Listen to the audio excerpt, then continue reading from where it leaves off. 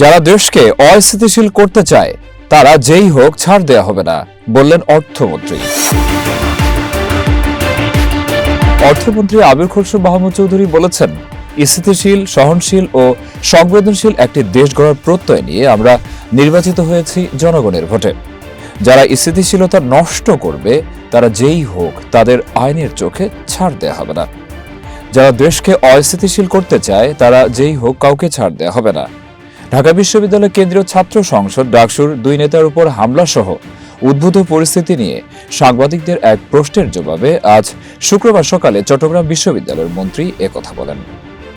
এর আগে সেখানে চট্টগ্রাম বিশ্ববিদ্যালয়ের কেন্দ্রীয় মন্দির হিসেবে নির্মিত সরস্বতী জ্ঞান মন্দিরের আনুষ্ঠানিক উদ্বোধন করা হয়। উদ্বোধনী অনুষ্ঠানে প্রধান অতিথি হিসেবে অর্থমন্ত্রী আবির খসরু মাহমুদ চৌধুরী ছিলেন। অর্থমন্ত্রী বলেন, সমাজে সবসময় কিছু উশৃঙ্খল লোক থাকে যারা বিশৃঙ্খলা সৃষ্টি করে। তাদের দল বলে কিছু নেই, সবসময় কিছু উশৃঙ্খল ব্যক্তি সমাজে থাকে। আইনের বাইরে কেউ যাওয়ার সুযোগ নেই। আমরা পরিষ্কারভাবে বলছি, কোনো জায়গায় দলীয়করণ করার কোনো সুযোগ নেই। আমি একটু আগে বক্তৃতা করে বলেছি, বিশ্ববিদ্যালয়ের বাইরে কেউ যাতে ঢুকতে না পারে। বিশ্ববিদ্যালয়ের ছাত্রছাত্রীরা পড়ালেখা করবে, এখানে দলীয়করণের কোনো সুযোগ নেই।